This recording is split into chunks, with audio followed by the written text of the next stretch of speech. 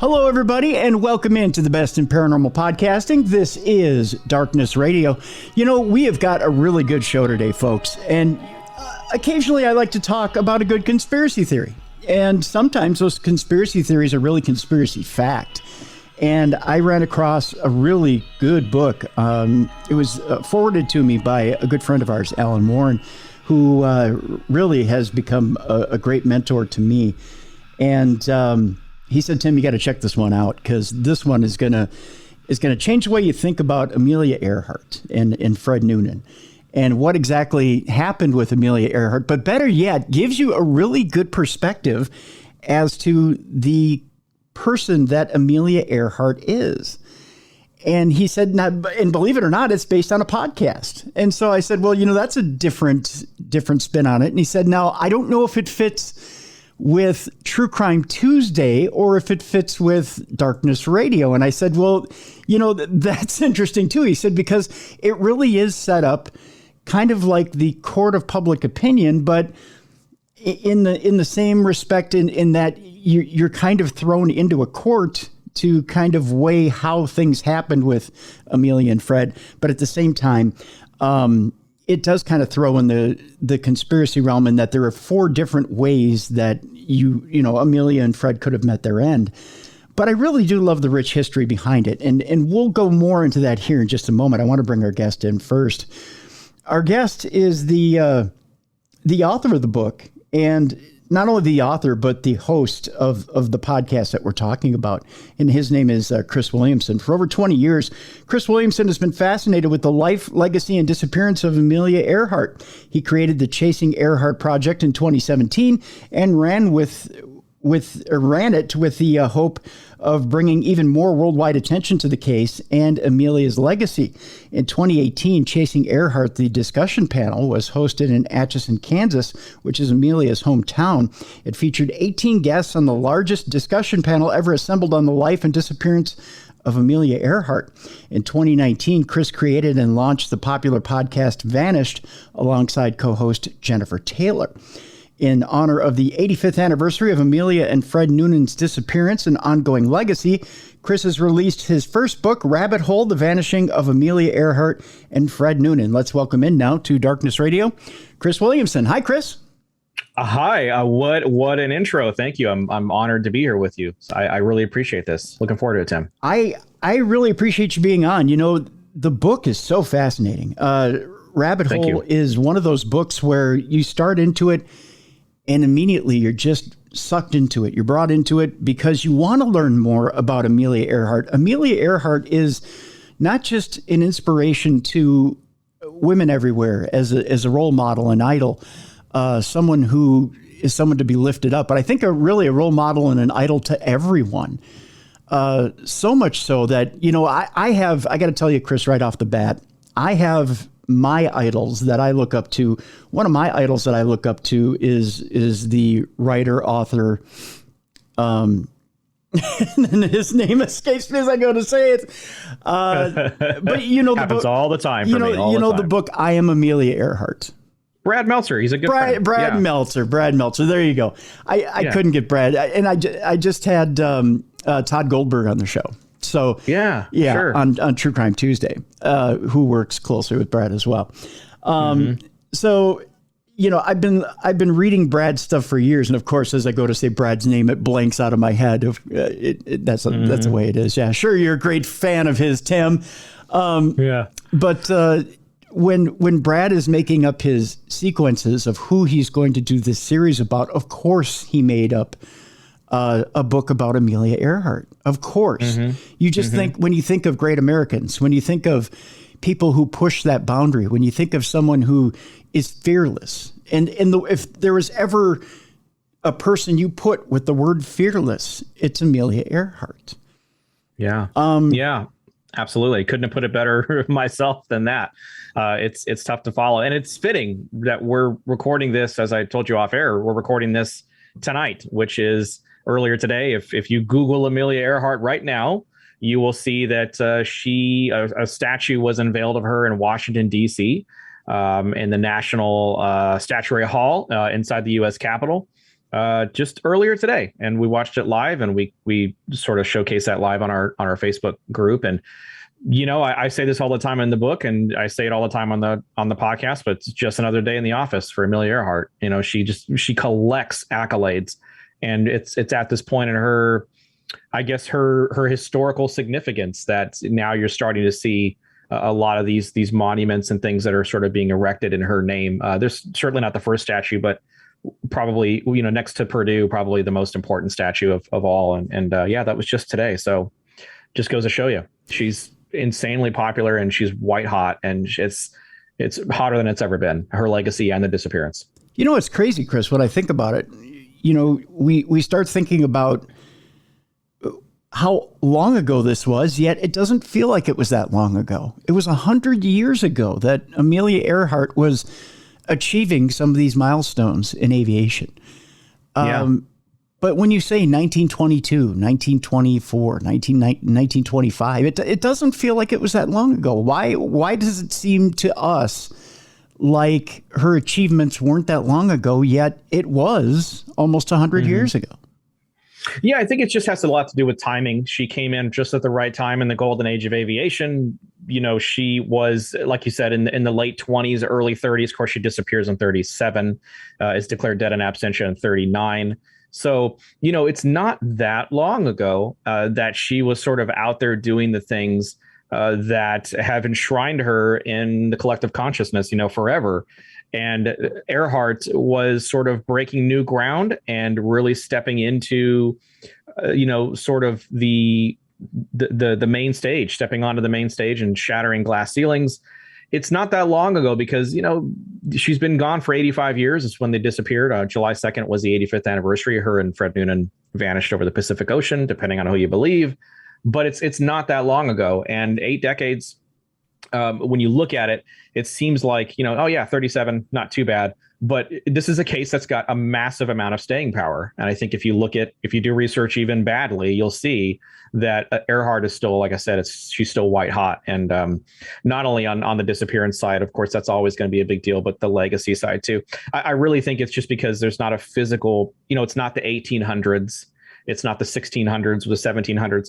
It's 1937 when she disappeared. So it's not that long ago, but it's long enough to where you can recognize the staying power of a case like this. And you can recognize why someone like Earhart, being at the very center of this, this crap storm, for lack of a better term, it's, all the stuff that's going on around her, it's pretty compelling. And then, of course, you've got Fred Noonan, too, who was a giant and celestial navigation and everything that he did. And so there's 2 people on that plane that disappeared that day. Right. So.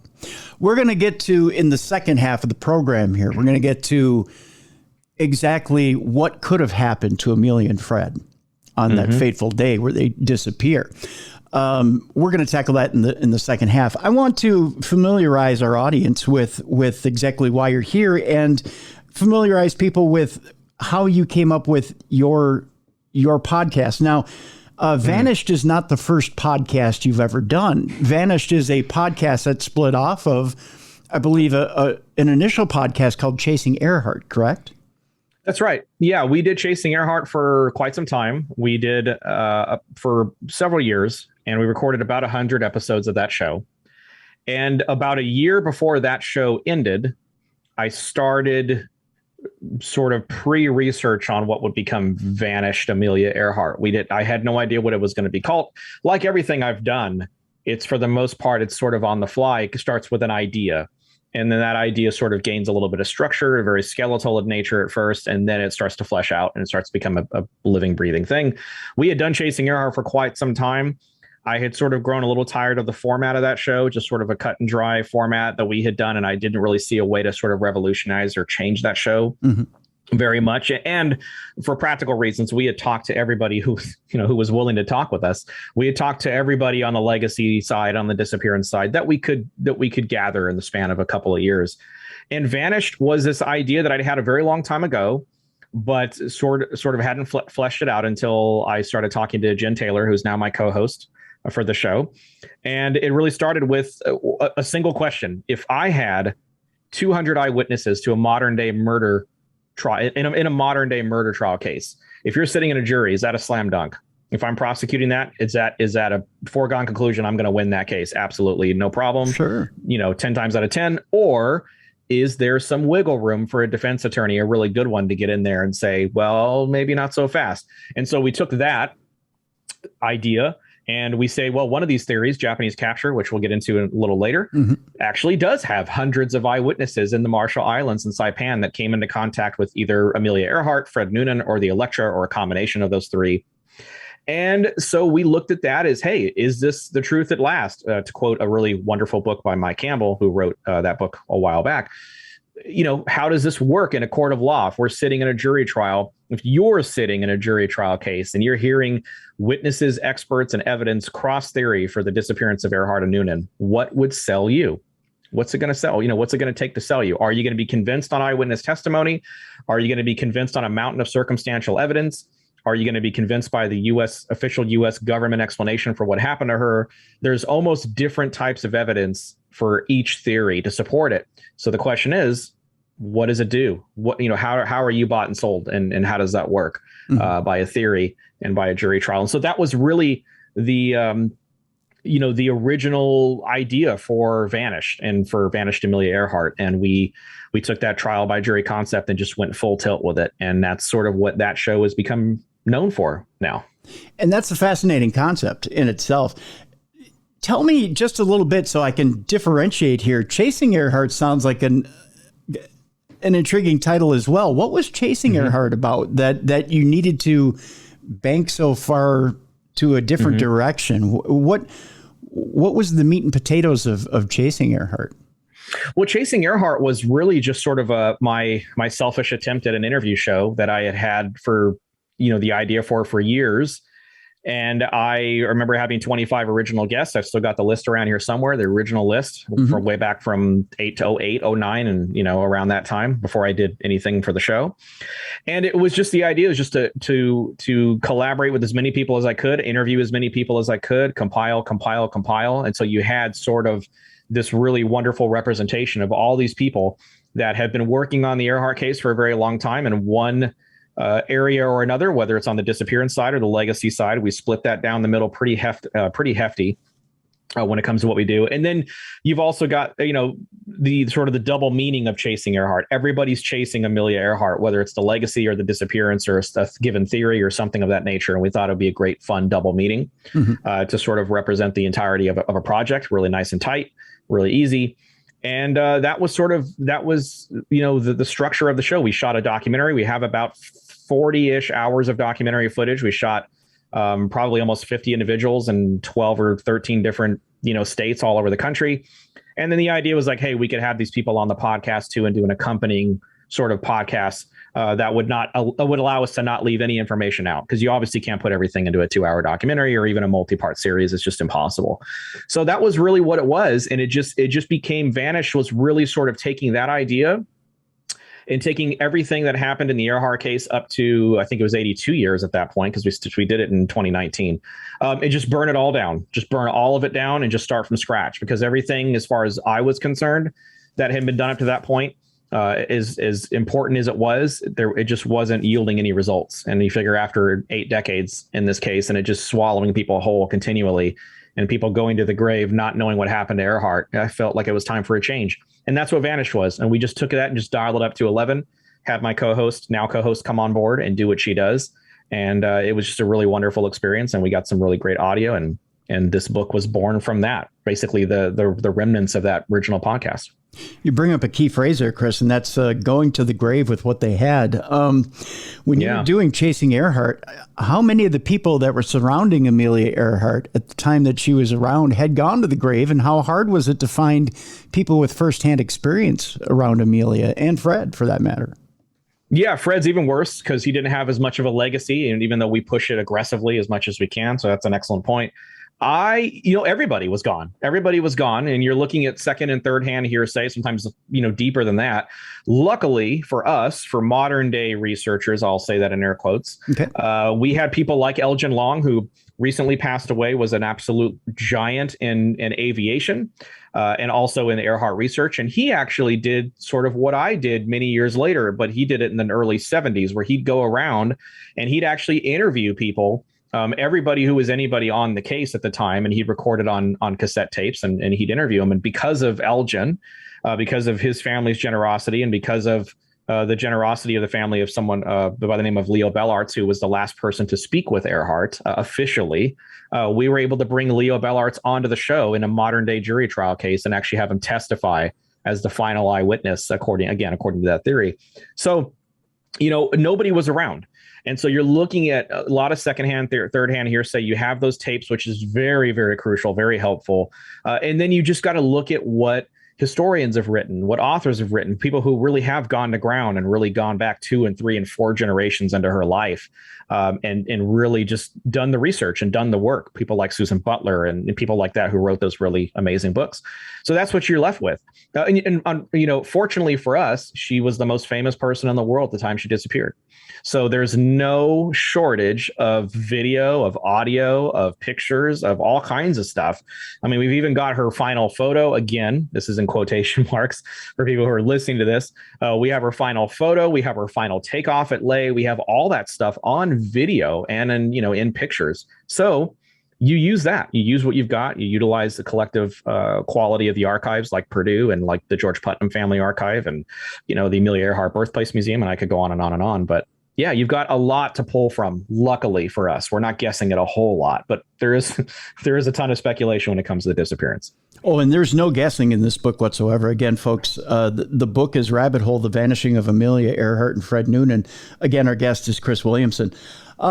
Chris, you have an interesting quote in the book, and I think we should go down that road here for at least a little bit. And that is, sure, in order to know somebody's end, you have to get to their beginning and you have to get to know that person. If you would indulge us a little bit, Chris, could you indulge us and let us know in getting to know Amelia a little bit and walk us down that road a little bit? Can you tell us a little bit about Amelia Earhart and her beginnings and what kind of person Amelia was as a child?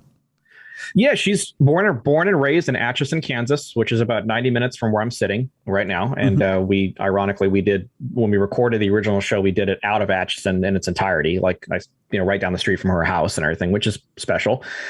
She's a rough and tumble tomboy. She's not the same as most other kids when she's growing up. Luckily for her, she's got really interesting role models around her, like her mother, Amy Otis Earhart, who was the first woman to climb Pikes Peak. And then she's got her father, Edwin Stanton Earhart, who was a lawyer. Wasn't a very, a great lawyer, but he was well known. He was dashing, he was charming, and he sort of pushed Amelia. He bought her a rifle when she was a kid so she could go shoot rats, and he bought her a football, and they really sort of encouraged Amelia's behavior, instead of trying to suppress it. She also had grandparents that were obviously in Atchison as well. She lived with her grandparents, and her grandparents, her grandmother sort of pushed back a little bit on stuff, wanted her to be a little more ladylike. But I think that sort of taught Earhart how to walk a fine line as she got older, which I think will come into play drastically as she gets older and starts to sort of turn on a switch when it comes to her fame and the way she was and the personality she had. But she was very, she played basketball. She was a spelunker. We found out she went, explored caves and things when she was doing things as a little kid that would sort of shape the foundation of who she would become as she got older. There's a very famous incident called the roller coaster incident. We talk about it in the book. And, she had been at the World's Fair and, she wanted to build her own roller coaster in the backyard. So with the help of her uncle and some of her cousins and friends, they build this roller coaster and she gets launched into the air off this shed. That's now they've got like a replica that's there in the house when you go to the museum now. But there's a lot of things about Earhart that sort of are little droplets, little seeds of sort of who she would become. And it's a childhood that's tailor-made for an icon, basically. So what's really interesting as I read through the book and read about her childhood and growing up, she did a little tour of the Midwest, and one of her stops was here in the Minneapolis-St. Paul area when she was in high school, and she went to St. Paul Central. When we recently went through the anniversary of Title IX sports, and one of the things that was pointed out, especially on one of the news stations here, KARE 11, was that Minnesota has always been above the curve or beyond the curve when it comes to women's sports. Women's sports actually originated in the late 1800s up in the Duluth area, and then came down to the Twin Cities area around the 1910s, 1900s. Really is when women's sports started in our area. So to know that Amelia Earhart for a short time played basketball over at Central is not really shocking to us. For the rest of the country, it may be, but then for her to play at a short time in St. Paul and then go to Chicago and play, and then finish up and graduate in high school in Chicago, to us isn't shocking. But I think for a lot of people throughout the nation, it might be a little shocking to know that Amelia Earhart in the 20s was playing high school basketball.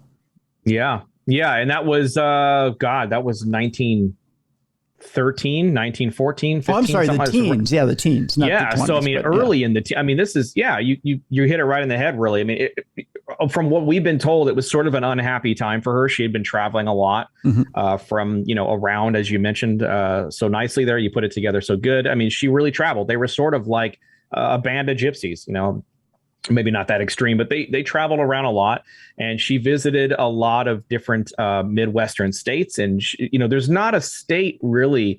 If you Google Amelia Earhart and you just Google a specific state or something, you're probably going to find something where somebody wrote about her being in town on one of her flights or stopping in overnight and staying the night at some small town in the middle of nowhere or whatever. And that's sort of their claim to fame. So not that St. Paul's a small town by any stretch of the imagination, but it's just one of a lot of examples of Amelia Earhart, sort of touching different states and making an impact in only the way that she could. So it doesn't surprise me. And I know that was a really rough time with her for internally, just because of all the traveling and what was going on in her family and things. So, right.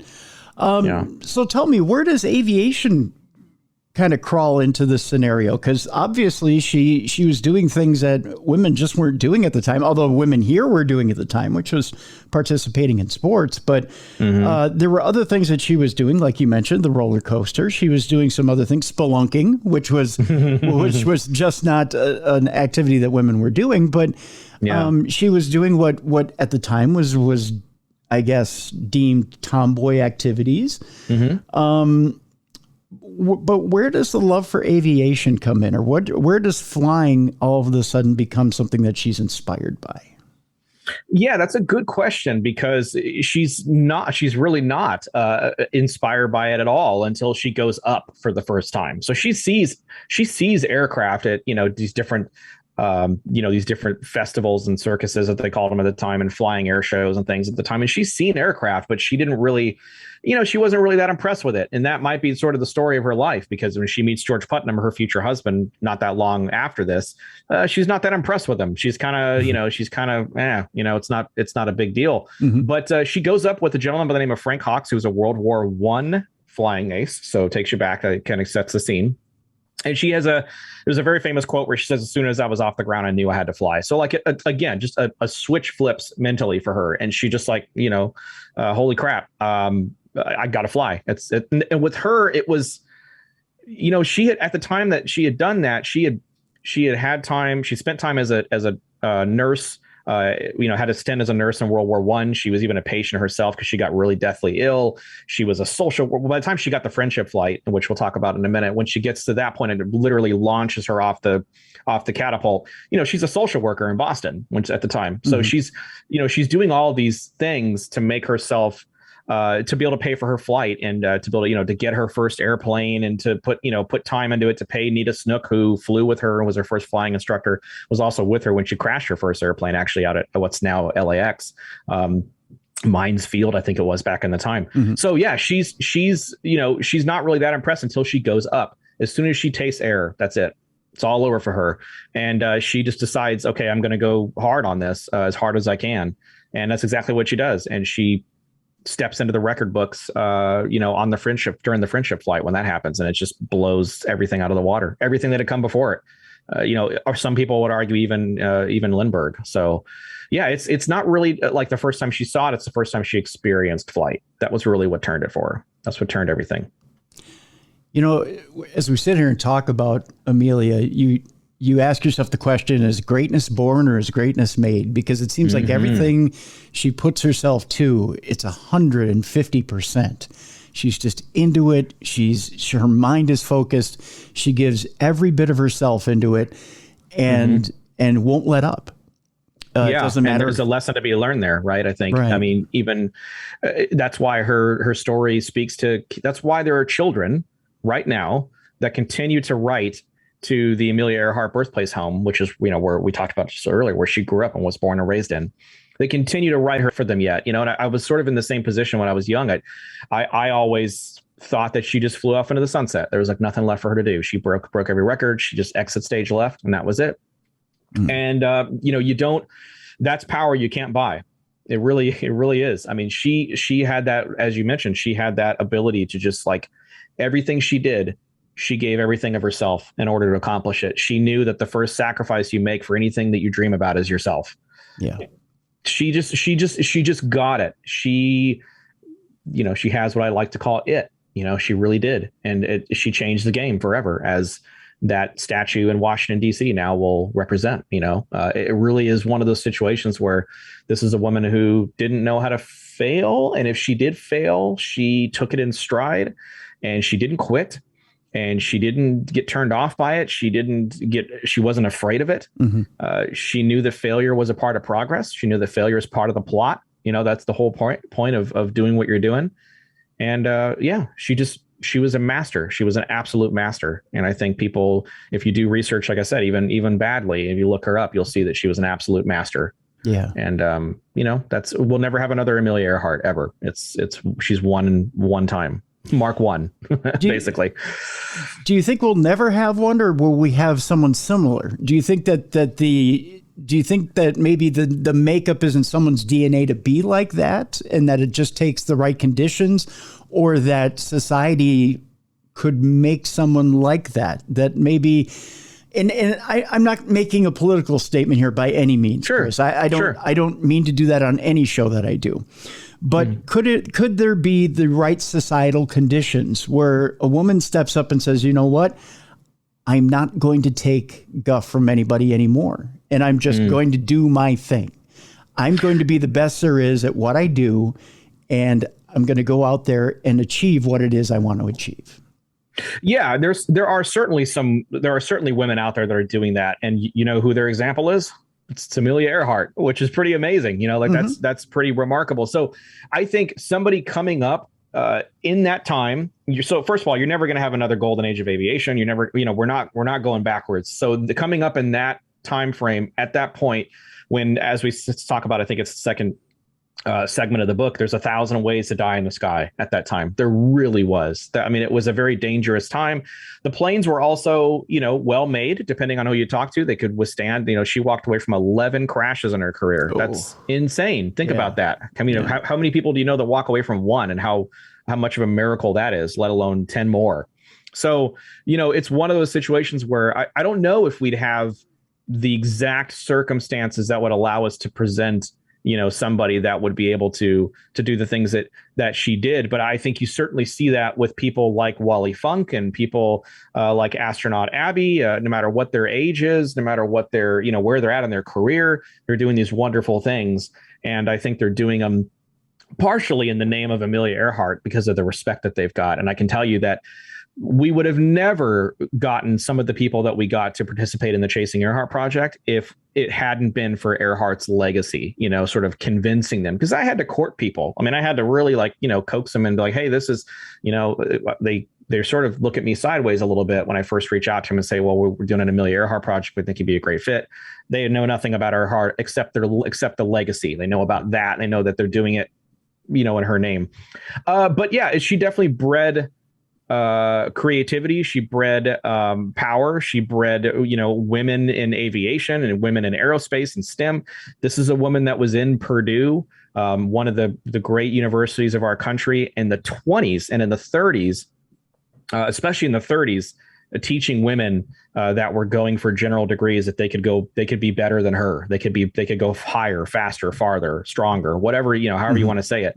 And, that was someone that did that before STEM was even an acronym, before there was a really fun, acronym that we have for it now. So she, will we ever have another Earhart? It's tough. I like to say we probably won't because of the circumstances, but there are amazing women out there right now that are doing wonderful things in the spirit of Earhart's name, and they're inducted into Earhart's Pioneer Achievement Award ceremony every year, at the Amelia Earhart Festival. Mandy Horvath was the most current one who just did some remarkable stuff. I won't spoil it. Google her when you're done with this conversation. She's insanely remarkable. So, very long-winded answer, I know, but no. It's tough. It's a tough question to answer because of the scenario and of the circumstances of the time. But I think I can cop out and say, we probably won't, and that's probably why. Is because of that. Do you think also, Chris, and I'll throw this out to you as well, and this is more of a, I would say probably more of a objective answer than subjective. Do you think that we've lost it as a society to be able to lift somebody up to that level of an Amelia Earhart? Do you think that we've become too cynical of a society to be able to put somebody on that kind of a pedestal and recognize them for that kind of ability? Because as a society, we like to tear people down as fast as we put them up there. We sure do. No one's ever asked me that question before. And so I'm going to pivot on it a little bit and tell you that, how do I answer this? I had a really good answer sort of as you were wrapping up, and as I tend to do, I lose. When you pour a gallon of knowledge into a shot glass of a brain, you're going to spill some. And so that's how I feel about me sometimes. So I will tell you this. I will tell you that, it would be very tough for somebody to come up and do the things that Amelia Earhart did in her prime in her career now, with a lot of the cynicism is a great word, I think. A lot of the cynicism that you talk about. I don't know that we would allow somebody to get to that point, but I would hope that I'm wrong on that. I would think that Amelia, we ask this question all the time, sort of in a different format. Would Amelia be happy with where women are right now? Would she stand up and say, absolutely, we're good to go? Or would she say, no, we have a long way to go?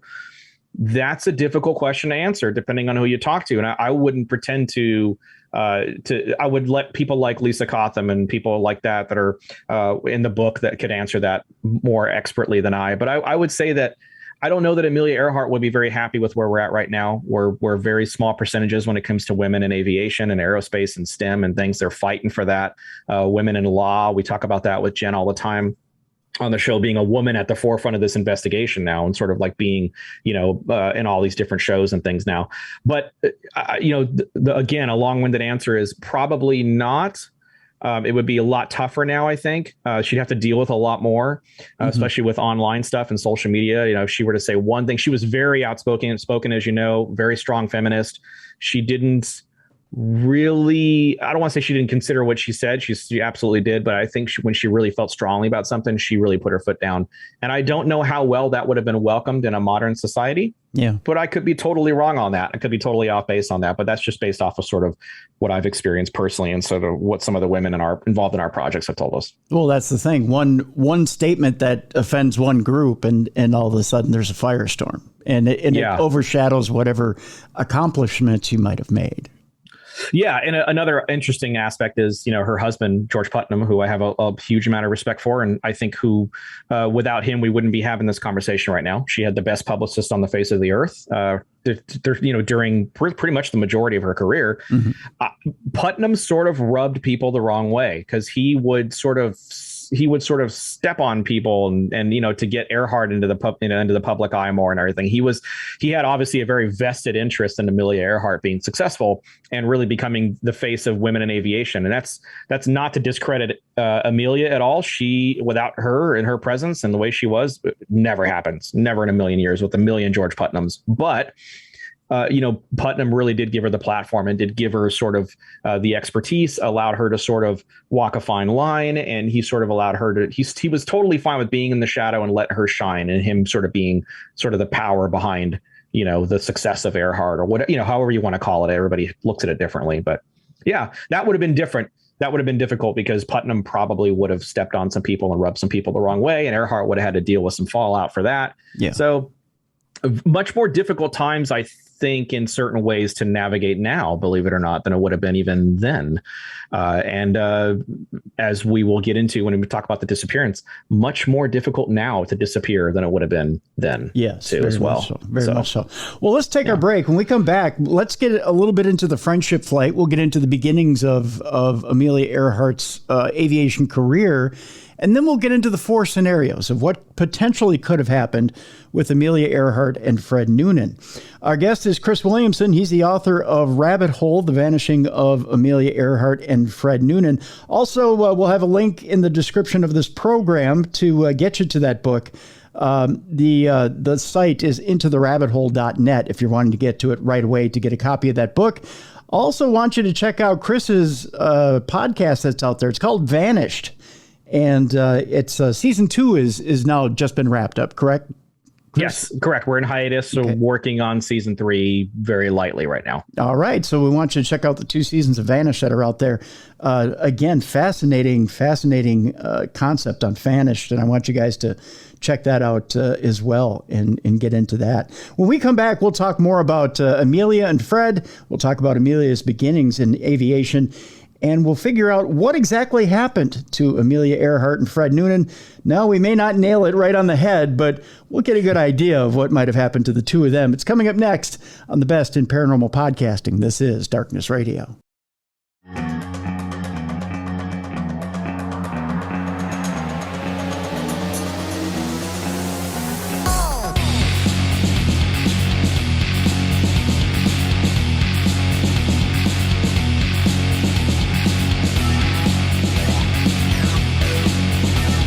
Welcome back to the Best in Paranormal Podcasting. This is Darkness Radio. I'm Tim Dennis. My guest is Chris Williamson. He is the author of Rabbit Hole, The Vanishing of Amelia Earhart and Fred Noonan. Intotherabbithole.net is how you can get a hold of a copy. You can also click on the link in the description of this program. And also want you to check out the other link in the description of this program. That'll take you to Chris's podcast, Vanished, which has just wrapped up its 2nd season. Chris, before the break, we were going to get into the beginnings of Amelia Earhart's aviation career. And, sure. And it was star-studded. Is that a good way of putting it? I mean, not only was she really I don't want to say the first woman to do it because she wasn't by any means. It was her trainer who was the first woman really to take aviation by storm. But she was really the first well-known and the first marketable woman to take hold of aviation. Would you explain to people the difference between the first woman to do it and the first woman to market it? Yeah, I think market's a great word. She was the 16th woman, I should say, to get her pilot's license. And it certainly wasn't, the first. Nita Snook, who was, an icon in her own right, who taught her how to fly, as we mentioned Nita earlier. She was pretty remarkable. There were lots of other incredible female aviators at the time. You had Florence Klingensmith, Ruth Elder, Ruth Nichols, Poncho Barnes. There's a couple of names you'll probably know of or will at least ring true to you a little bit. And they're all icons. If you look at them now, they're all Bessie Coleman. God, I almost forgot about Bessie Coleman. So you have all these really big names, but Earhart, marketable is a brilliant word to describe it. She comes onto the scene. And almost by accident, they were looking for somebody to do this transatlantic flight, this flight that would be called dubbed the Friendship, shortly in a little bit. Mm-hmm. And there's a woman by the name of Amy Guest. This is right after Charles Lindbergh's solo flight. So Charles Lindbergh makes a flight in 1927, and Amy Guest, who's a billionaire, and when I say a billionaire with a B at the time, had this idea of she wanted to be the first woman to fly or be flown across the Atlantic. She wanted to copy Lindbergh, but do it for women. So all credit to Amy Guest for having the idea and the thought process behind this. And it was just determined that it was too risky for her. Her family was a very well-known, well-loved, well-respected, very well-off family. And they just were like, no, you're not doing it. You got to get someone else. You can run the flight, you could bankroll it, whatever, but you can't do it. Mm-hmm. So they got to find another girl with, I think there's the right image or the right look or something like that is the original quote. And in walks Amelia Earhart, who is a social worker in Boston at the time. And she gets this idea, or she gets this opportunity, and they're like, hey, would you like to fly the Atlantic? It's a no-brainer, obviously, for her. Absolutely. So she's in, right? She's all in 100%. They interview Earhart, including Putnam interviews Earhart. He's one of the people that interviews her. And she particularly didn't like Putnam. Putnam has a famous quote, I'm paraphrasing, that says when he first met her, or first finally got to her, she was as mad as a wet hen because he kept her waiting for a long time in his lobby before she came into the office and everything. So she was pissed when she first met him. And I think he liked that about her. I think he wasn't just an interview for the look. Although the look was very important, he wanted somebody that would be what he would call as Lady Lindy. You had Lucky Lindy for Lindbergh, and then Lady Lindy. So he wanted his female Lindbergh, but he needed an attitude. He needed someone with a little edge, and Earhart just had all of it. She just had the whole package. She was outspoken. She had a really loud voice. Figuratively, she had a loud voice even at that time before she became an icon. And so she goes across this. She's made the unofficial captain of this flight and this project, and she goes across, and she's carted across the first time, and she makes it across. And there's two pilots, Wilmer Stoltz and Slim Gordon, who are piloting the flight, but she's sort of in the background, and she's sort of making decisions and helping them sort of make it across and get the job done. And she gets there, and she becomes all the rage, of course, because she's the first female. So out steps Amelia Earhart, this almost 5'8" woman who's like this. She's pretty thin, and she's very soft spoken, and she's got. And instantly everybody starts to fall in love with Earhart. She's the story. She's it. Ticker tape parades, you name it. This is all stuff that you guys can sort of Google, listeners can Google. But for the most part, if you've ever seen an Earhart documentary, you'll know all this. It's all pretty familiar to you. And that's the start of her career. She uses that. And she's sort of not happy with the idea that she was carted across the ocean. And she says sort of offhandedly, next time I'm going to do it myself. I think I'll just do it myself. And she does. And she does it herself. And when she does it, she gets launched into the stratosphere at this point. So she's already a big name. And then she just gets launched off the planet. I mean, it's just insane. And she starts using that to her advantage and taking all these different aviation feats and records and just shattering all these glass ceilings and becoming sort of the face for women in aviation. She has the foresight, probably along with GP, as she called them GP, probably had the foresight collectively to say, hey, we can use this. We can get this fame and this fortune and this attention to try to, I think GP might have been saying to push our stock higher, but Earhart wanted to push female aviation stock higher. And so, all credit to AE for, getting on board and using her face as sort of to promote aviation in general for females. And, that's basically the start of it. It's the friendship flight, that first transatlantic flight that she goes solo and just cracks everything open. And then it's just all bets are off at that point. It just goes insane at that point. There comes a time too, where she starts to hit the circuit as far as speaking goes. So there's speaking fees in there and talking about aviation. And then there comes endorsements, which, you talk about, golfers having endorsements. You talk about race car drivers having endorsements.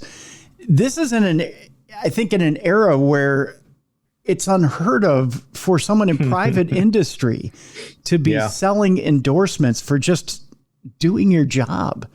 Yeah. And this is basically what Amelia Earhart is doing is selling endorsements to do her job. Can you explain to us a little bit, Chris, about what type of endorsements Amelia Earhart is taking just to do her job? Yeah, she's the queen of the air. She's dubbed the queen of the air at the time. And she gets all these, it starts off with awards and recognitions and parades and all this stuff. And so now everybody wants Earhart as the face of their product. There's a wonderful aviation historian. Her name is Barbara Schultz, who wrote a book called Endorsed by Earhart. How Amelia Earhart financed her flying, I think is the full title of it. And she's in the book with us. And she talks about her endorsing the Packard, the Packard automobile, as she comes out on the steps of the Capitol, and like nobody cares about the Packard. They just all want to glance at Earhart. They all want to see her. She can't go anywhere without being mobbed. It's an overnight sensation. And so all these endorsements come in. She endorses tomato juice. She endorses Lucky Strike cigarettes. She endorses all kinds of aviation related stuff. She christens the SX Terraplane, the vehicle, the Terraplane, and she has her own Terraplane that's gifted to her, which I got to drive, which is pretty amazing. Really? And yeah. There's a gentleman out there named Jim Summers who has her original SX Terraplane. You can Google that too. Mm-hmm. And there's a really fascinating, crazy story about that car getting stolen a few years ago, and then them realizing whoever stole it realized what they had, and they dropped it on the they just left it on the freeway in the container of the car. Like, I'm going off on a tangent, but like you can look that up too. It's really amazing. It's really crazy. Wow. But she endorsed that vehicle. That's how she got it. And she also, she was an editor she's an editor for Cosmopolitan. So think of what you've got here. Mm-hmm. You've got someone who steps into the spotlight. She breaks all these records. She gets all these endorsements. She starts making all this money. She's speaking. She's lecturing. She's making almost $1 million a year if we're looking at inflation on the lecture circuit. She gets in with Purdue. Purdue puts a primo spot together for her to be basically an official consultant on aviation and aeronautics. And when she comes back from her world flight, she's going to really dial that relationship up to 11 and probably stay at Purdue for a lengthy amount of time if she had come back. And then you've got all this other paid endorsements, and the idea that she worked for Cosmo. She had her own luggage line. She did her own, her own line of clothing. I mean, this is a woman that, like, if social media had existed at the time that Earhart was around, it wouldn't even be fair. Like, yeah. That's how crazy it was for them. So think of all of that and then subtract social media. She did all this without Instagram, without Facebook, without Twitter, without any of that stuff. And it's literally only newspapers. It's newspapers and radio, and then some TV. There's some TV. She got into Hollywood. She became this really well-known face in Hollywood, and you have Harpo. You have not Harpo Marx. Maybe it was Harpo Marx. There's a bunch of celebrities that were just all over, just all up on the Earhart train, and just wanted to be part of her life and be part of her and meet her, mm-hmm. Because she was a hero. She was an icon, and she was became like a female Indiana Jones counterpart. Almost the way she was an explorer, yeah. And it added all that on to the idea that she just flew airplanes. That's what people really don't know. You really start to look into this woman and what she was doing, especially at the time she disappeared, and the mind reels. And this is all before like the juiciest disappearance ever when it comes to historical mystery. So, yeah, I'm trying to remember the figure from the book that was mentioned as far as an endorsement fee, and it was in the tens of thousands of dollars, and it was the equivalent of, and it's such a small amount, and my jaw hit the floor. Mm-hmm. But in today's dollars, it's a lot of dollars. It's a lot of dollars. Yeah. Yeah. She was making a lot of money. So just know that she was making a lot of money right. when at the time she disappeared. She was, it really adds to the tragedy, because if she had come home, all bets are off. Like it becomes, because, once she adds World Flyer and she accomplishes equatorial flight and she nails that, then she's literally, I think her career is likely going to be nonstop lectures and then her relationship with Purdue. She famously said it was going to be the end of her stunt flying career. We don't know. I really believe that she probably meant that. She was, 39. She disappeared right before her 40th birthday, which mm-hmm. is, again, adds more tragedy to it. But, she was 39. That was, you might as well have been 80 at that point if you're flying, because there was so much death in the sky at that time that if you could have flown successfully for 9 or 10 years and done a quarter of what Earhart had done, then, you would have a huge success when it comes to your post-flying life. And I think that's what she was counting on. Certainly maybe an Amelia Earhart flight school. She was really close with Jackie Cochran, who formed the WASP, the Women Air Force Service Pilots, who, if you Google that, big deal, about as big as you can get. I don't think she would have flown with them or anything, but she would have pushed them for sure. So yeah, there's so much that she could have done on the back end of her career. It really would have been a second career. It would have been a second phase in Amelia Earhart's life, I think. And it's sad that we have what we have now instead of that. There's one endorsement in the book that really showed her foresight and really showed how much she thought of other people and how much she really had this love for people, this caring for people. And she really did have hindsight as well as foresight when it came to things. That was her endorsement with Lucky Strike cigarettes. Would you tell people what she was thinking when people gave her criticism for endorsing Lucky Strike cigarettes? Yeah, that was a tough one because there was a couple of things that she didn't really, she really didn't, she wasn't really a big fan of, but she sort of did it because she understood. And there's a really famous, I'm looking at her right now because I love the ad, the Lucky Strike cigarettes, and it's got her signature on it and everything. And, it's toasted, no throat irritation, no cough and all that stuff. So, I think she wanted, it wasn't necessarily her, but I think people at that time were sort of in the idea or in the business of thinking that if you smoke cigarettes, you would be naturally more slender. Mm-hmm. And Earhart was a very, almost rail thin, person. So I think they sort of looked at that as like, oh, if you do this, you'd be like Amelia Earhart, you'll be, rail thin or whatever at the time. And I don't think she was really, she wasn't a smoker herself, but I don't think she really was a big fan of that endorsement. I think that was maybe more of a Putnam deal and more of sort of her being pushed into, not necessarily forced into it, but, him saying, hey, this is going to be good for your career. This is going to be, it's going to get your face out there more. And they were willing to take out full page ads and newspapers and things of that nature. So their money was there. And I think that she just sort of looked at it always as a way of trying to finance her flying and finance, the platform really, and to get other people out there. So, yeah, I mean, Lucky Strike was sort of a controversial one. If you look back on it now, it's like, even look at the ad, and even the ad's gorgeous. It's really cool. But if you look at the ad now, it's like, maybe a misstep, maybe a misstep. Yeah. Yeah.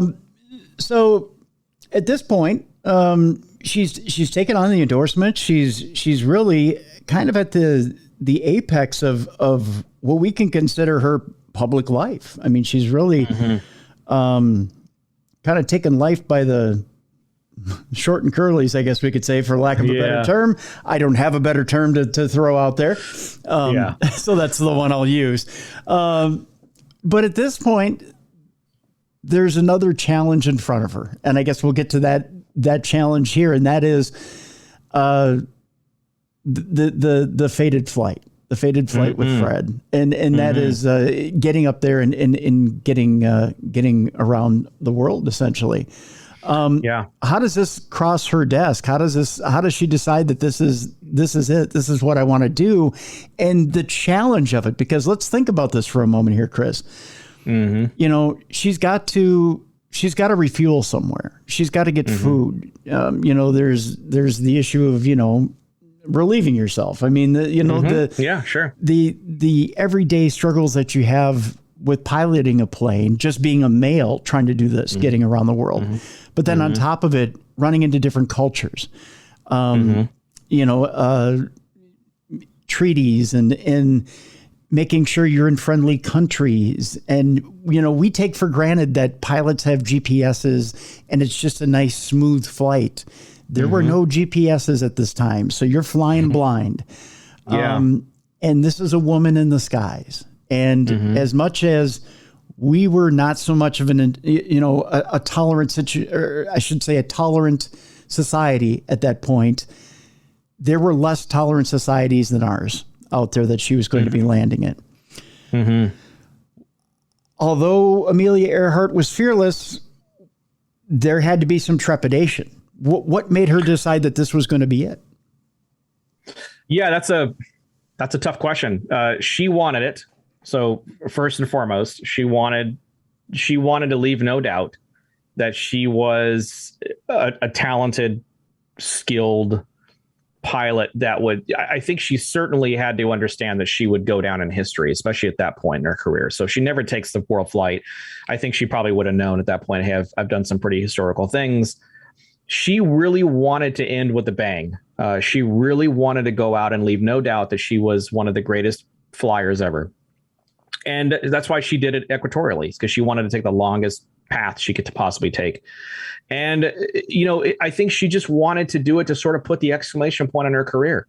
And she was gifted this incredible, what's now known as the Flying Laboratory, a Lockheed Electra 10E special, which is, she had a really good relationship with Lockheed. She had her what she called her little red bus, her Vega, that she broke a lot of records in, and she had a good relationship there. So she wants to go around the world and she wants to leave, no doubt. That's really where it starts. And I think to her credit, she saw that this would open up again, continue to open up aviation and women in aviation to a whole new audience, to expand that idea. I think she looked at this she mortgaged her future trying to do this flight. And there's a lot of drama around this flight before the disappearance. It starts with what's called the ground loop incident in Hawaii. And that is she had started the flight. They had a much bigger crew. They had Paul Mantz, who was her technical advisor, who was a flyer in his own right and could do a lot of things, sort of like a jack of all trades.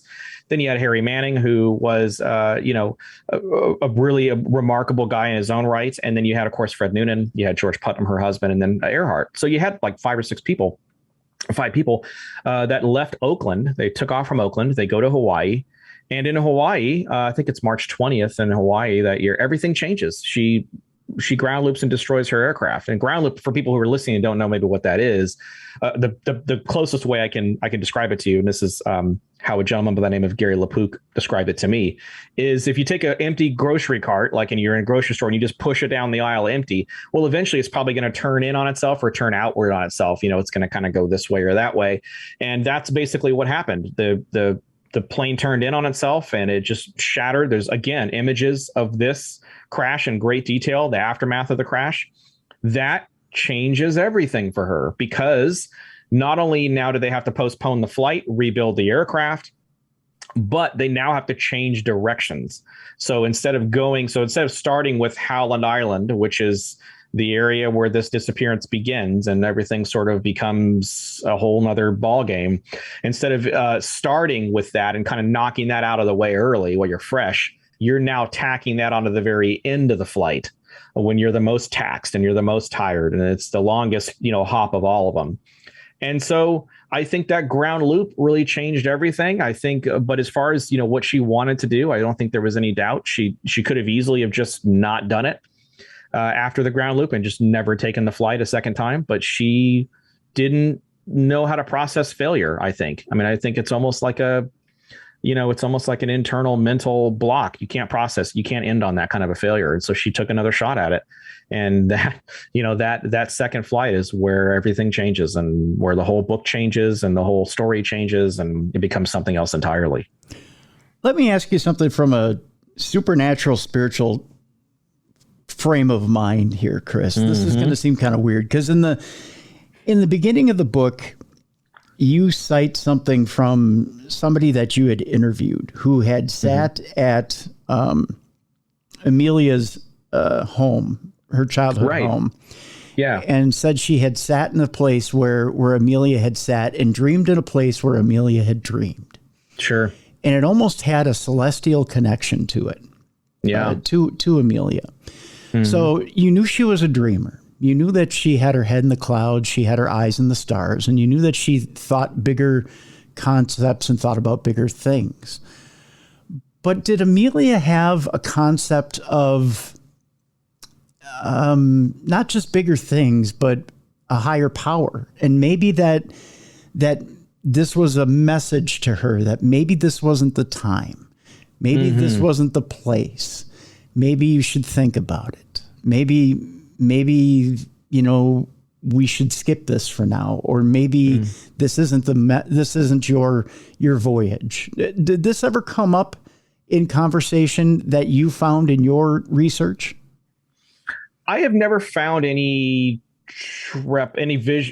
visible trepidation on Amelia Earhart's part when it comes to that. That's an excellent angle. That's an excellent thought to consider. She certainly, I think you hit it on the head. She certainly had her head in the clouds, so to speak. She loved being in the air. She loved all of that. I don't know that Earhart ever sort of, for lack of a better term, submitted to a higher power or sort of knew that, hey, there's something out there beyond all this or beyond me or whatever the case is. I just feel like Earhart, it's really rudimentary. So she had a task at hand. She she didn't want to end the task on failure, on a state of failure, and she just wanted to finish what she started. I think it's very cut and dry, because that's really the scenario for most of her career.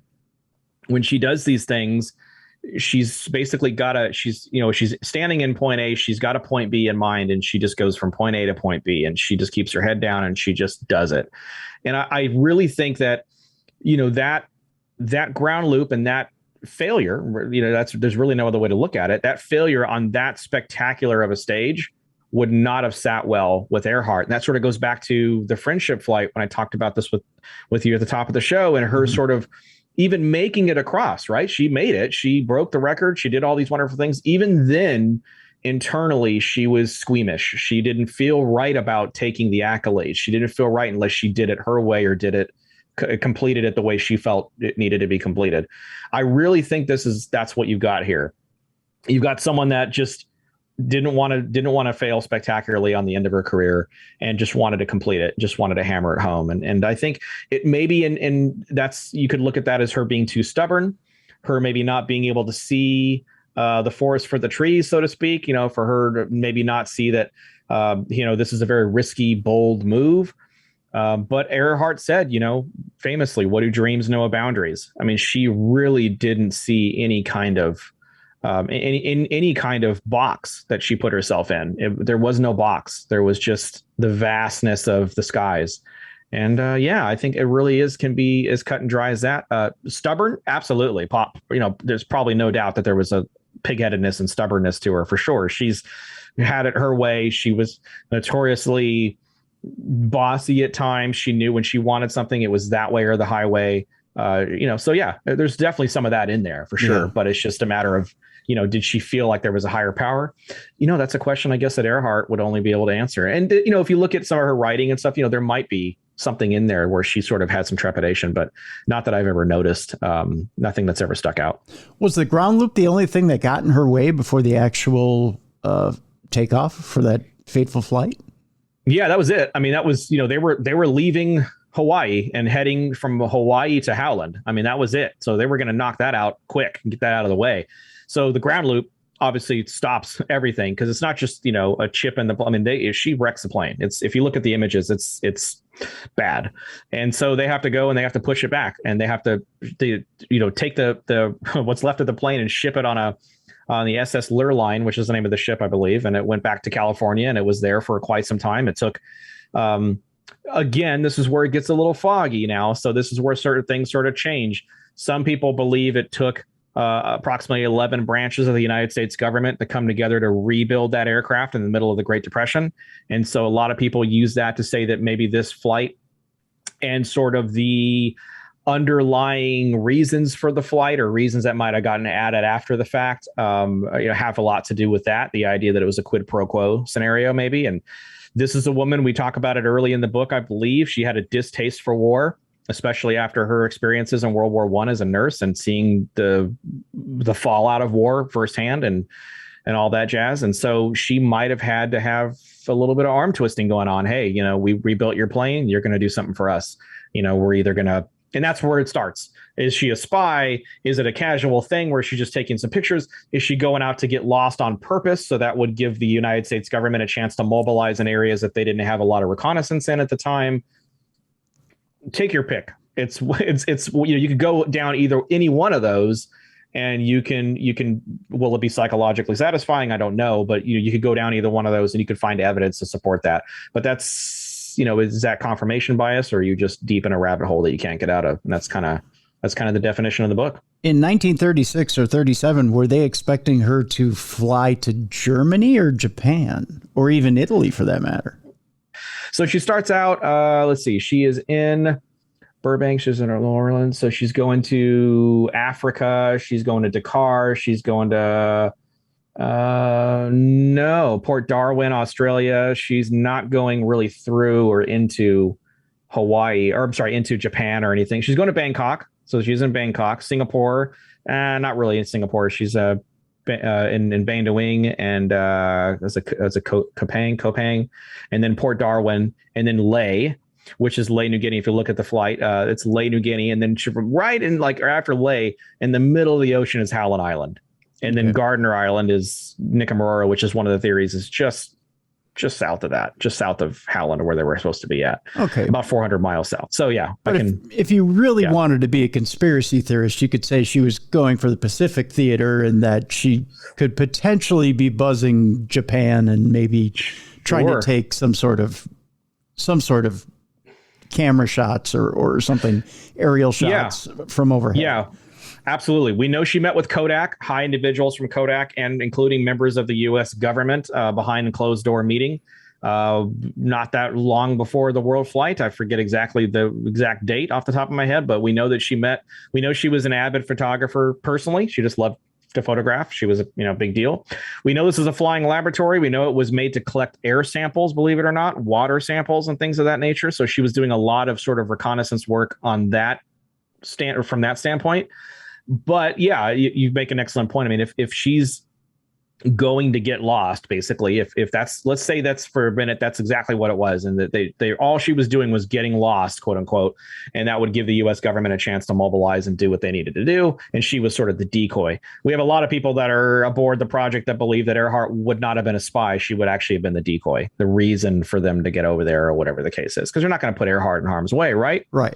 Yeah, you would think, right? Especially if she's an untrained spy, right? Right. Yeah. They wouldn't put America's sweetheart in harm's way. No. But a lot of people believe that's exactly what they did. And a lot of people believe if you push that one step forward, a lot of people believe that her and Noonan, we're getting a little deeper into it, but her and Noonan would have been essentially the first casualties of World War II. This is 5 years approximately before Pearl Harbor's attack. Mm-hmm. And, so if Earhart is in custody, in Japanese custody, and the river turns and it gets really nasty really fast, and they say, you're a spy. And she says, for lack of a better term, kiss my ass or whatever. I'm not a spy and whatever. I don't put that past her. I don't think she would have dropped to her knees and begged for forgiveness. I think she would have been like, you can go get bent. And she might have just been sacrificed at that point. She might have been killed. There's a lot of speculation. It's none of it's positive when it comes to Japanese custody. She either dies in a jail cell in Garapan prison, which is still standing, by the way, the remnants of it. She dies of dysentery alone, which is horrid if that were to happen, or she gets executed, and her Noonan their remains are somewhere in a shallow, unmarked grave somewhere in the Marshall Islands or Saipan. And people have taken shots at that to try to see if they can find it, if they think they know where it's at.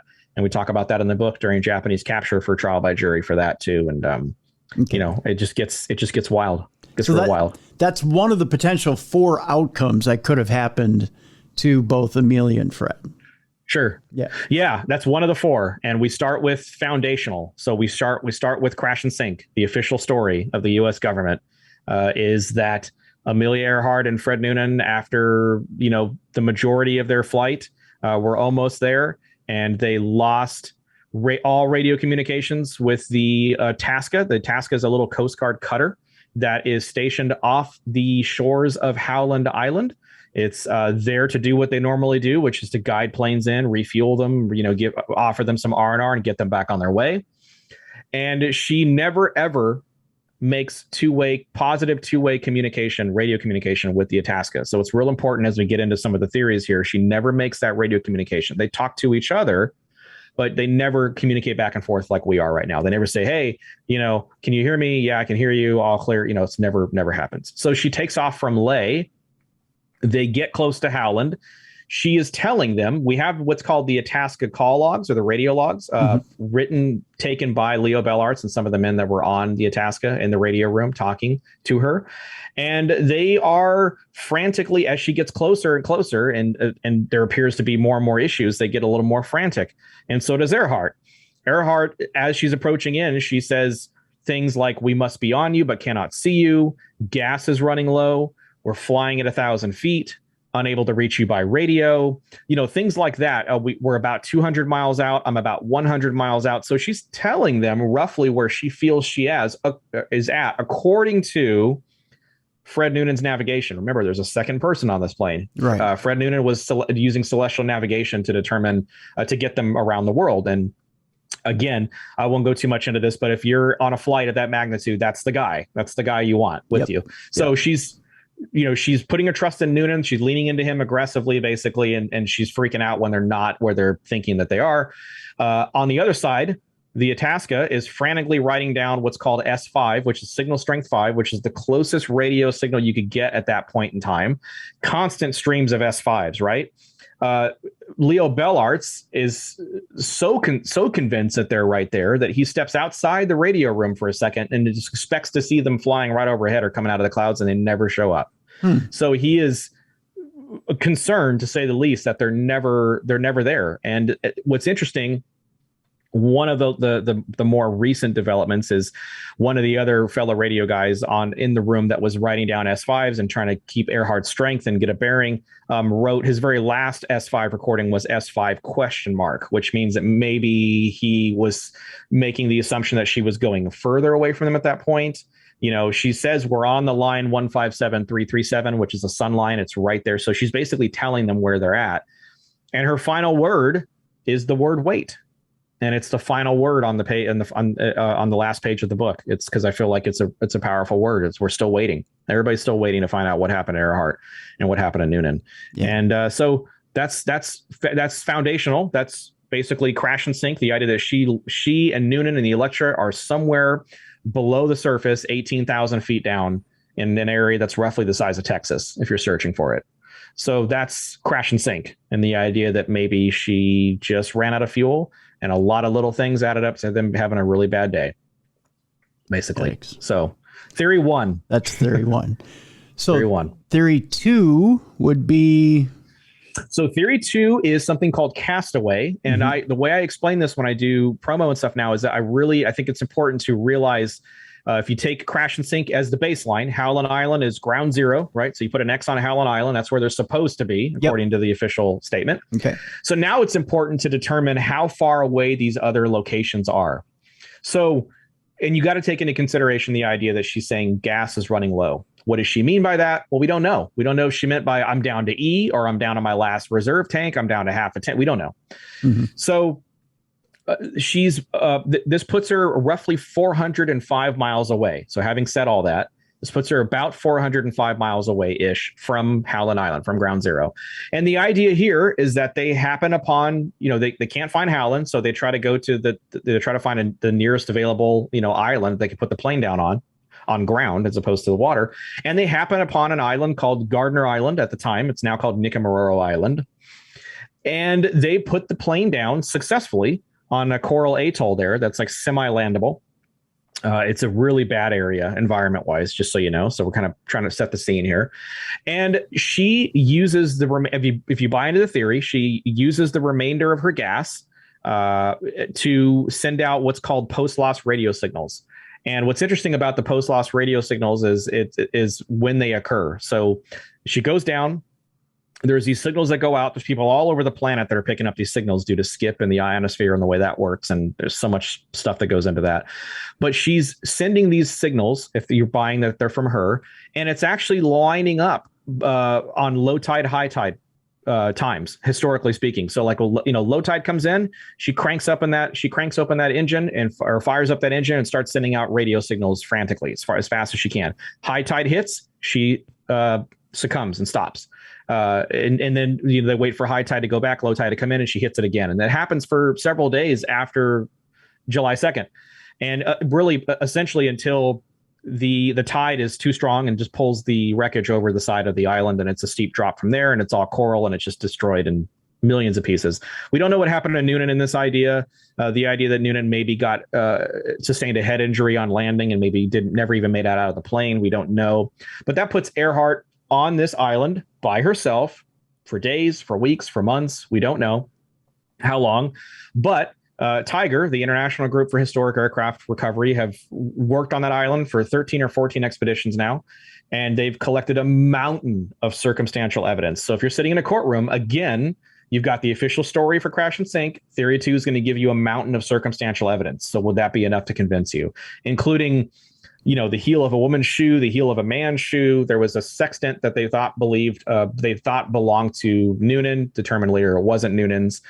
What's interesting about Castaway is, and I know I'm going through this kind of quick, but what's interesting about Castaway is the idea that that was a very highly trafficked island for that spot in the middle of the ocean. Okay. There was a coconut plantation there. There was a wreckage, a very famous wreckage called the SS Norwich City that ran aground there just a few years before Earhart and Noonan would have been there, if you're buying this idea. Mm-hmm. And so a lot of the stuff that they found there, you could maybe attribute to somebody else other than Earhart. They found bones there in the early 40s, and that set of bones has been widely debated and it's become widely controversial, and they're known as the Nikamororo bones. And that actually, just a few years ago, there was a gentleman by the name of Dr. Richard Chance, who was in the book and was on our show, was kind enough to come on and talk with me. And he wrote this paper on these bones. They don't have the original bones. They're long gone. We don't know if they're in an archive somewhere or they're gone forever.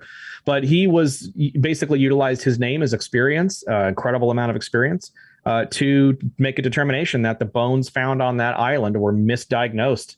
Initially, they were diagnosed as a Polynesian male, likely, and that they were misdiagnosed, and they're actually closer to Amelia Earhart because she was very tall.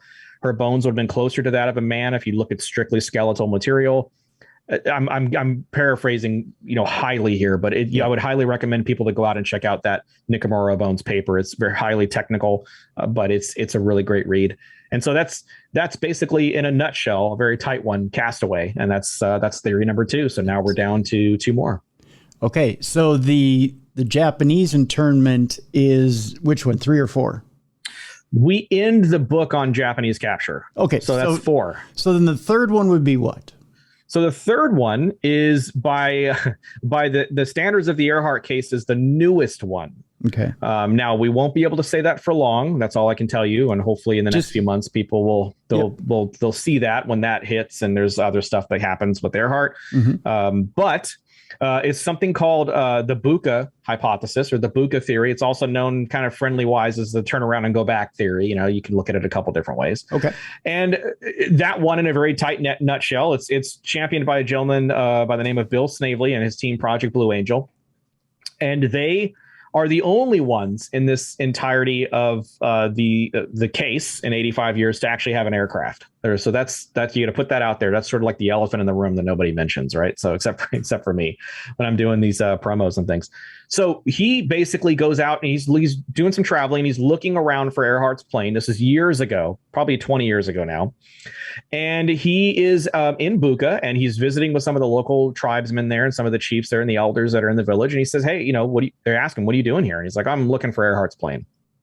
He's like, oh, okay. He goes, well, they get to talking and, they get to drinking a little bit. And then he's like, oh, I think we actually have a plane. There's actually a plane here that we have. And Bill doesn't really think anything of it, but he goes, okay, I'm interested in that. Like, he's give me 5 or 6 major characteristics of the plane, and we'll give us a few weeks and we'll try to get out there, free dive, and tell you, if you're in the ballpark or not. And this is all paraphrasing, of course. But sure. So basically he does it. He leaves. He doesn't think anything of it. And a few weeks later, a month or so later, he gets an email, a curious email from the guy. And he goes, yeah, you remember that plane that we asked you, you asked us to look at? And he goes, yeah, I remember. How many characteristics what do you got? He goes, how many match? All of them. Okay. Well, so he sits up and he starts to get curious at this point. And so, he's cautious. Bill's very cautious. So he's like, okay, well, that's great, but now we got to take a step forward now. They've had a couple expeditions out to the aircraft, out to the site. It's in probably the most disastrous nautical environment on the face of the earth. So like we're talking about crash and sink, 18,000 feet down. When they found the Titanic, it was pretty pristine for the most part. That's what we expect the condition of the plane to be in if it's found there. Mm-hmm. Here, it's a whole nother story.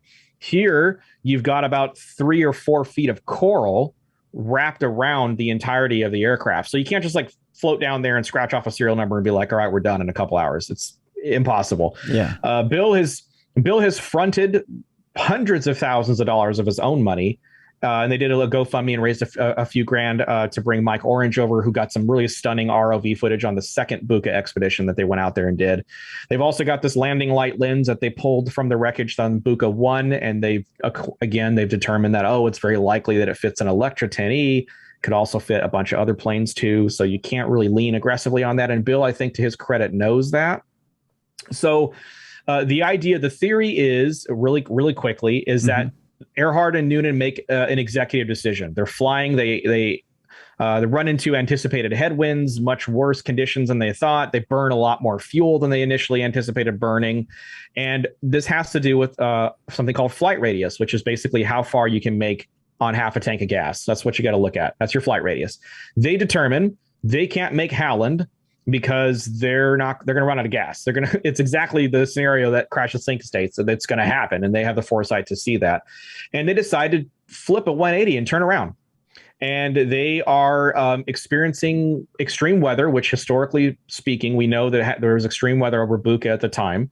And they get struck by lightning. They're in a storm. The left engine gets struck by lightning. The plane falls out of the sky, crashes onto this embankment in the water. There's a lone witness who's a little kid. At the time, he's like 8 or 9 years old. He runs back. He thinks it's the second coming of Christ. He runs back to the village, tells everybody that will listen to him, and everybody thinks he's a liar. And you fast forward 80 years later or whatever it was when they first found it in the early 90s, and he was vindicated. And so now you've got this lone witness, you've got this aircraft, and Bill is working on trying to walk backwards and determine how Earhart could have got there. Is it nefarious in any way, or is it just what he hypothesizes? And if he's got something on that aircraft, or if they determine it's her aircraft or Electra or whatever, then that's going to change the game. So that's Project Blue Angel. That's Buka. And now we're down to one. And that would be the Japanese internment, which we've gone over, and we'll leave that where that is there. Fascinating stuff, Chris. And yeah, I think that we'll leave that where everything is, and we'll refer people to the book, because I want people to tune in and read this book. I want people to pick up this book and get to know Amelia Earhart, Fred Noonan, a little bit better. I want them to get to know the scenarios a little better. I want them to get to know your co-host a little bit better, because your co-host is in arguing a little bit better as far as the scenarios that go on here too. Jenni Taylor is your co-host on Vanished. And makes an appearance in the book. Sure. Yeah. And she's in most of it. And there are some other players in this book as well. You've got some interviews that come up in this book as well. And this folks is a rich ride when it comes to what exactly happened with Amelia Earhart and Fred Noonan. Again, we've only scratched the surface, and that's what we only intended to do with this book, and we want you to pick it up. Rabbit Hole, The Vanishing of Amelia Earhart and Fred Noonan. Chris Williamson has been our guest and the author of that book. You can get it at intherabbithole.net. We'll have a link in the description of this show. Also, I want you to check out the podcast Vanished. They just wrapped up their second season. We'll have a link for Vanished as well in the description of this show. Chris, I want to thank you so much for being with us, my friend, in going over this incredible story, and not only incredible story, but an incredible person in the history of our country, who not only can we all get inspiration from, but and daily inspiration from when we need to pick ourselves up and think about what we can achieve in our lives. But just how this story is yet to, when we think about when we need resolution on something. I mean, this is maddening when it comes to the resolution we need in this story. I mean, I can't tell you how many times I've been sitting on a Saturday afternoon and I come across a Nat Geo special or a Discovery special or something on television that says, looking for the remains of Amelia and Fred. And I get frustrated. I tune in because I want to see if they found anything new. Eventually, hopefully soon, we'll find out what exactly happened with this story, God willing. I agree. I think we're close. I've been sort of a broken record saying that for a long time. And maybe it's that naivete of who I was when I was little and thinking that, but I feel like we've got some of the brightest people in the world, looking into this, and, regardless of what they believe or what theory they go with, I've never been a person of great interest and sort of buying into a given theory. My process is to try to eliminate some of these ideas, by going out there and doing the work. And then, you might have a better shot at determining what happened to them. And I think we'll get there. I think we're close. I think you're going to see some announcements and some updates in the coming months that are going to be really shocking, that are going to sort of thrust the case back into the spotlight. And, Earhart just doesn't let go, as she tends not to let go. And I think, there's a reason for that. And I think it's just whole thing's just an interesting, fascinating experience. And I'm happy to play a small role in it. And yeah, hopefully people will pick up the book and get inspired. I can imagine people going through this book and being like, wait, we don't know what happened to them after all this pomp and circumstance. But that's the point. It should anger you. It should frustrate you. It should motivate you to go out and to determine what happened to them yourself, take action, get involved, because they deserve to have a period on the end of their sentence, right, and to remove that question mark finally. So, yeah, closure is important. Yeah. No matter how tragic the ending of the story is, we need to remember that the body of the story was so inspiring. And like you just pointed out, Chris, it should be so inspiring that we want to put the period on the end of that story and close the book once and for all. Yeah. Agreed. All right. Chris, thank you so much for being on the show. Folks, I want to thank you so much for joining us this week here on Darkness Radio. We've had a great week, not only having Chris Williamson on this week talking about Amelia Earhart and Fred Noonan, but also want to thank author Gus Garcia Roberts, Jimmy the King, Murder, Vice, and the Reign of a Dirty Cop is the name of the book there. Want to check that book out as well. And I want to thank Beer City Bruiser for sitting in yesterday doing Supernatural News. And Parashare had a fun time yesterday with that. Folks, I also want to thank you. I want to thank you for tuning in and day out, being a dedicated Darkness Radio listener. Listen, we can't do it without you. And we really want to thank you and tell you how much we appreciate you for spending your precious time listening to us here on Darkness Radio. We know you only have so much time in a week, that you've got so much going on with family, with work, with extracurricular activities, with things going on in your life that, and we all have emergencies and things that come up, but you manage to find the time anyways to spend your precious time with us. And we want to let you know how much that means to us here on Darkness Radio. Again, thank you so much for spending that precious time with us. And we do appreciate you more than you know. Want to thank our sponsors as well this week. Microdose Gummies. Again, get free shipping and 30% off your first order. Learn more about microdosing. Go to microdose.com. Use the code DARKNESS and get free shipping, 30% off your first order by using the code DARKNESS. We also want to thank BetterHelp as well. Folks, sometimes life just gets to you. Life just gets you down, and sometimes we're in a place where we need a trained professional to help us out. And it's not always easy to get to an office to get that therapy that we need. It's okay. Therapy is coming to you. BetterHelp.com is the place to go when we need to sit and talk to a licensed professional and get that help that we so desperately need. BetterHelp is also a great way to invest in yourself. It's more affordable than traditional offline therapy, and of course, financial aid is available. Plus, they have a special offer for our listeners right now. Get 10% off your first month at BetterHelp.com/darknessradio. That's 10% off your first month of online therapy at BetterHelp.com/darknessradio. Folks, want you to take care of yourself and each other this weekend. So if you see somebody you need this weekend, just take that extra minute or 2 or 5 minutes. Go help that person in need. Doesn't matter what they need. It may be something small. Just go help. Help them this weekend.